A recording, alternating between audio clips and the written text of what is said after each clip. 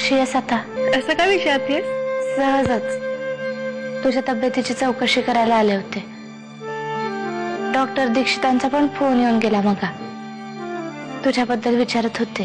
त्यांना म्हणा मी एकदम बरी आहे. पाहिलंस एकाच भेटीत किती फरक पडलाय ते.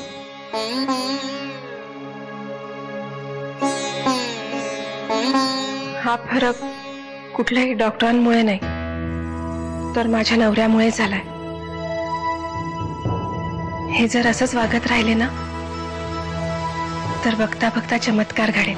हे बघ सुमिताई, परशुदादा सुधारले असतील तर चांगलंच आहे. तुझा विश्वास नाहीये का? माझा फक्त तुझ्यावरच विश्वास आहे. तू असं कसं म्हणतेस जानकी?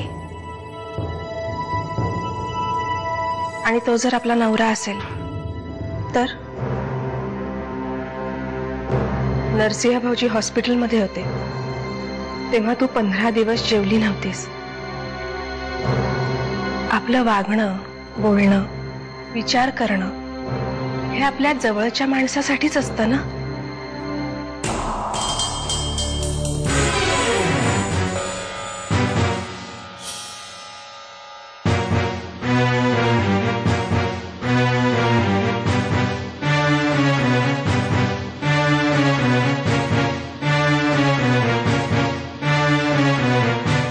जानकीच्या कॉलेजच्या ऍडमिशनचं काम कोणी केलं? मीच केलं. साहेबांनीच त्यांच्या सहीचं लेटर दिलं होतं. म्हणजे ऍडमिशन होणार तर?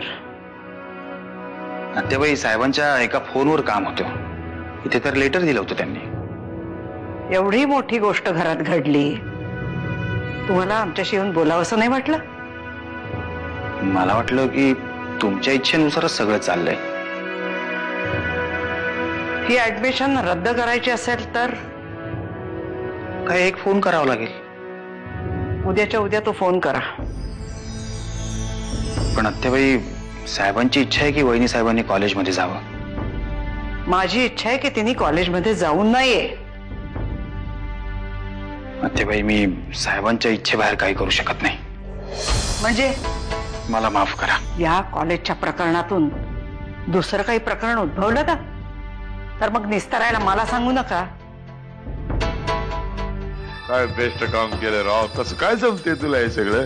मला त्या इंडियाला आयुष्यात जमणार नाहीये. कसं काय मिळवला रे बाईचा पत्ता? घरदार विकल्यावर 5,02,000 रुपये गेल्यावरती कुणबी पत्ता मिळवलं. ये रडू नको रे, रडू नको. व्याजात सकट पैसे दे, शब्द आहे माझा.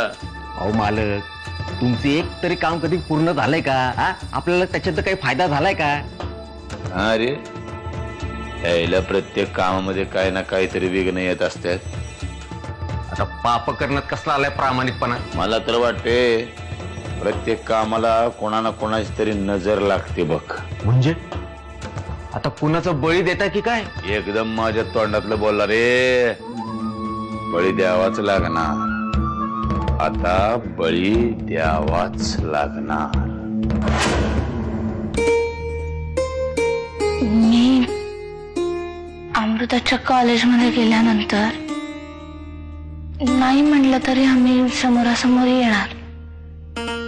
तेव्हा अमृताला अवघडल्यासारखं नाही ना व्हायचं. आता हे काय मध्ये नवीनच काढलंस? मला असं म्हणायचंय की कॉलेजमध्ये गेल्यावर तिच्या मित्रमैत्रिणींना ती माझी काय म्हणून ओळख करून दे.